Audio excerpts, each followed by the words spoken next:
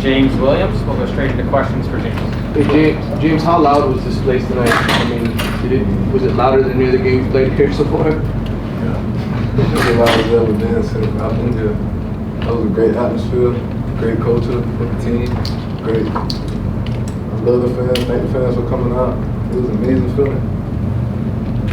And you guys on the back end were tested tonight pretty often and significantly. How did you feel about the way you guys held up throughout the entire game? I feel like we played good football, but I feel like we could have did better because we gave them a lot of things that we shouldn't give up. We playing a lot of soft coverage. We want to match them a lot of route, but we got to get back to the drawing board, start over, and do what we got to do. You guys were flying around. Obviously, there were some tough flags thrown by the refs. Is it tough to, you're trying to watch your aggressive level while going 100%, all of that stuff? Is that a tough deal? I mean, no, like plays like that, we just got to deal with it because we got to play hard, play to the whistle, finish on the ball, and I mean, it was a great play. It was just a bad call, I guess. James, as exciting it is to win and all that, just how tough is it to have to deal with, what's going on with Cam right now, and, especially on the defense for you guys? I mean, Cam, he in my prayers, he in my heart. He the heart and soul of the team. He really brings it. He really want to win. He really want to change the culture here. Doesn't like losing. That's one guy I love playing next to. You know why? Because he pushed me. Not only push me, he push everybody around me to be great. He want us to be great. He want us to be better than what we already is. So a guy like Cam, that's an amazing guy. I love him to death. That's my boy. So you looked like you were kind of over him, talking to him while he was getting. Can you tell us anything about what you were maybe telling him in that moment? I was just telling him, look at me, keep your eyes open, breathe. You okay? It's okay. He was just telling me he wanted to finish. I know he wanted to finish, but just breathe. Understand where you at, and just breathe. I'm sorry. He was talking to you though. How did you see him? I mean, He was great. Man, he good. Anything else for James? James, obviously big win for you guys. What do you think it means for the program? I mean, I really don't think it means nothing because that was a shocking for the world. It was shocking to us because we put in all the work to get to where we want to be today. We grinded, we brought the culture back, we changed everything that was negative about Miami. So I feel like it wasn't shocking. It was, if we start shooting ourselves in the foot, we'll win everything. Honestly, you want me to be honest. Guys have talked about the culture turning around, and you can really see that, in games like today. Just can you talk about the work that's been put in to really flip this thing around and everyone's being more positive? I mean, the work was already put in before we even. Right. I don't think it was the work. It was more the mindset we had going into each and every game. So mindset different. We feel great with our bodies. We feel amazing. We feel like we ready to go on to the next. And 1 week at a time. I don't know. James, now through 2 games, in what ways do you think that Lance Guidry's system has elevated the play of the defense? I mean, you see a lot of pressure on the quarterback. Ain't too much you can do. So Guidry, he the one that showed. He showed us the way. On the top of our playbook is talk right here. That's the main things we gotta do. Get the play calls, get anything else. Talk right here. That's what we did tonight, and we showcased that. Got the win. James, there were a lot of recruits here. There were a ton of recruits here tonight. You were here once as a recruit. How important was beating an SEC team like this, you think, in the eyes of recruits to see Miami actually do this? I mean, when I was growing up, everybody remember the only thing I wanted to see was Miami win. So that's all they want to see. Everybody want to come to Miami. They just want Miami to win and come to Miami. So once Miami winning, you see nobody doesn't want to deny Miami. Miami is Miami. Everybody want to be here. 305 is back. Jaden, you've been pretty sensational in these first 2 games. How comfortable do you feel in this defense, man? And how much do you think they're taking advantage of your skill set? I mean, I feel really comfortable, Coach Guidry, Coach Adala, and Cristobal, they believed in me. I took a risk, a leap of faith, getting into the transfer portal after spring, so you don't have much time to learn the playbooks and stuff like that. But they've invested everything into me, and I'm just happy to perform for them, perform for the city, and I'm from here, so it's just good win. Jaden, obviously A&M's receivers are really highly touted, former 5- and 4-star guys.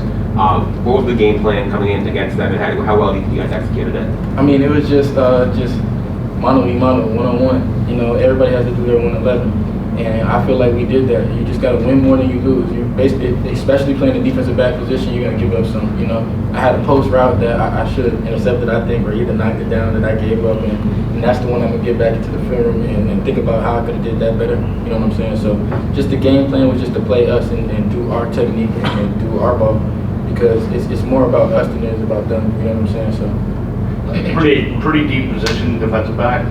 How much competition is there amongst you guys, and how much support do you give each other? I mean, every day is competition, you know, and a lot of the guys are from down here, so we've known each other for a long time, and it's never been, like I said, I think I said it earlier, it's never been bad blood between us. Like, I've known Derek Porter, I've known Devontae Brown, I know Maury, I've known Cam, like, we've all known each other, and it's always competition, and you're constantly pushing each other every day, and I feel like that's what's elevating the room, and that's elevating every single position. There's so much depth at D-line, linebacker, corner, safety, that you can't relax. You know, we have Tuesday practice. You can't relax. You can't. I might have this game, but tomorrow I go out there on Monday and I don't do that. And now it's like it's a battle. You know what I'm saying? So you have to constantly go out there and prove yourself every day. And that's what I love about this team. Jaden, you were on the other end of the collision with Anaya Smith and Cam. Just what did you sort of see from your perspective there? I mean, I didn't really see much. I was just going to make a play. But Cam, that's my guy. You know, like everybody said before me, that's our leader. You know what I'm saying? He's the only one on the team with a banner in our indoor, and he treats it like he's in there at 5 a.m. He's the last one to leave, so like that's my guy, you know. So I'm praying for him, and I hope wish the best for him. Jaden, can you walk us through that great play you made causing the fumble? It kind of happened fast, you know. My man motioned across, so I followed him, and I seen the flow to me. So I knew my job was to get outside of my man, which was the edge of the defense. So as soon as I seen the running back through the creases of the offensive tackle and the tight end in motion. So I knew that it was 31. I had to go make a play. You know what I'm saying? You can't sit back on your heels and wait. Especially me not being a bigger guy, I can't let a big back get up on me. So I got to go be the aggressive. So with that being said, I just shot the gap and I made a play. I didn't know it was fumble until I heard everybody screaming. I thought I just made a tackle, you know, and then I seen the ball. Is that something like Guidry teaches you guys, trying to strip the ball? Yes, sir. Is that something constantly thinking about? That's something big, you know, putting your hat on the ball, just causing turnovers, and that's something that we had to do. We didn't have one last week. I mean, we had a 4th down stop, but we don't really count it as a turnover. And we had a couple today. I think we had three turnovers, and that's good. You know what I'm saying? So we're trying to be one of the top defenses in the country. To do that, you have to create turnovers and negative plays. Jaden, first, what's the 444 necklace for? Oh, back at my whole life I've worn them before, actually. My mom, my dad, and my 2 brothers. So those are my immediate family. So it was just a way of doing it without it just being, you know, 1 big 4 or something like that. But yeah, that's the main reason for it. And another question I had was, obviously you're new to the team this year. You weren't here during the season last year. What have you seen from the guys who weren't here last year? Kind of like how they bounced back from a rough season and what this kind of win means to them. I mean, they're hungry. They're hungry. Like, as soon as I got here day 1, it was just, what surprised me was Cam actually called a players meeting. And I've been places where you call a players meeting, like some guys show up, some guys don't, some guys straggle in, you know. But he called a players meeting. Everybody was in the locker room 15 minutes before. Everybody was there on time. And that was one of my first days here. You know what I'm saying? This is before the summer, before we put in that grind. So it's just like, once I seen that, I knew that these guys were ready to work, and I came to the right place. You know what I'm saying? Everybody follows the lead, and obviously Cam's not the only leader on the team. You got Corey Flagg, you got James as a leader as well. Like, we have different leaders, but everybody is following the accord of whoever is the leader. You know what I'm saying? So as long as we do that, I feel like we'll be successful. We'll do a couple more for Jaden. Jaden, describe the environment, like the atmosphere that you felt at Hard Rock Stadium from the fans today. I mean, it's great. I obviously haven't been down here in 4 years. I've been at the other place, so I haven't felt something like that since Notre Dame. I was here at Notre Dame as a recruit.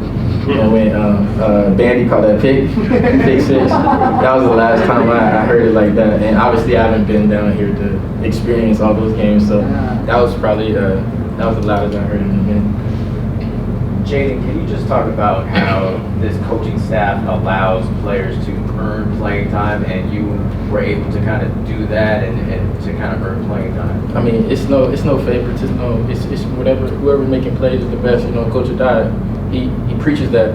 You know, it's no solidified starters. It's no anything like that. Like, it's just you got to go out there and you got to put in the work. Because Coach G's not playing with you either. You know, these are two coaches that are really on you, and they kind of play good cop, bad cop at sometimes. One might yell, one might pat you on the back. You know, they're good people, but it's at the end of the day, it's about performance. It's a performance-based game. So we just got to keep on performing, and with the competition and everything, that it makes you play fast. You have to. You know what I'm saying?